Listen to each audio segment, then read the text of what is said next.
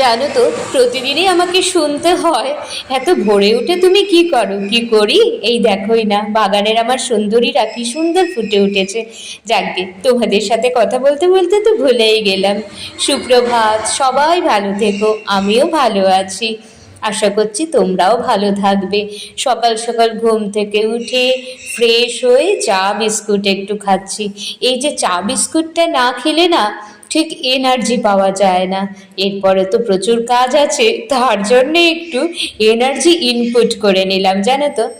আর আমার পামলুও প্রায় উঠে গেছে, দরজা খুললেই ও উঠে যাবে। চলো তোমাদের ওকেই দেখাচ্ছি এখন। ওই দেখো, কিসের খোঁজ করছে জানো?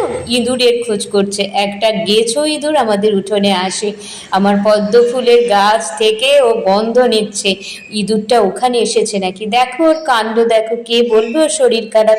যাকে জল খাবার বসিয়ে দিয়েছে কিছু, এই কুদলি ভাজা করছি আর কি। আর আজকে দেখো, আমি ভুলে গেছি বলে আমার মেয়ে আমাকে বেড়ে দিচ্ছে সিঙ্গারা জিলাপি। সকাল সকাল ওর বাবা কাজে বেরিয়েছিল, সিঙ্গারা জিলাপি নিয়ে এসেছে, আমাকে বললো নাও, খেয়ে নাও। হ্যাঁ গো মা, তুমি কোথায় গেছিলে গো? কোথায় আবার যাব। আজকে আমার মেয়ের রেজাল্টের দিন, তো আমি ওকে আবার বলছি, কি রে, বোচকা নিয়ে যেতে হবে নাকি, কত নম্বর পাবি। সেটাই আমার মেয়ে বলছে যে তুমি স্কুল থেকে এসে কোথায় গিয়েছিলে। আসলে স্কুল যাওয়ার সময় এত তাড়াহুড়ো ছিল, তোমাদের সাথে ভিডিও শেয়ার করা হয়নি।